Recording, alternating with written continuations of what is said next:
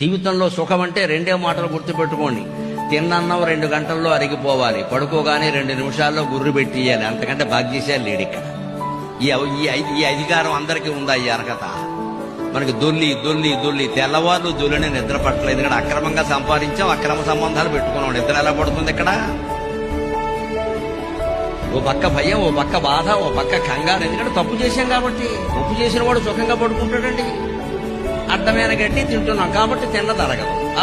వేళకింత అని పొద్దున్న 8:30కి ఇంత 4 ఇడ్లీలు అల్పాహారం, మధ్యాహ్నం 12:30కి భోజనం, 4:30కి ఏదో ఇంత కాస్త టీ, దాని కింద ఏదో జంతికలో కరకర పరపర నవిలేసి రాత్రి 8:30కి మళ్ళీ శుభ్రంగా వేపుడు చారు వేసుకుని భోజనం చేసి పట్టుకుంటే సుఖంగా ఉంటుంది జీవితం అంతా. 4 అవర్స్ గ్యాప్.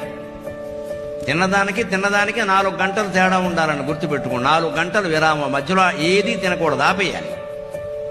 8:30కి తిన్నాము అంటే మళ్ళీ 12:30, మళ్ళీ 4:30, మళ్ళీ రాత్రి 8:30. కొన్ని ఓ పావు గంట అటు ఇటు అయినా పర్వాలేదు, మొత్తం టైం టేబుల్ మారిపోకూడదు ఇక్కడ. అలా ఉంటే రాత్రి ఇబ్బంది ఉండదండి.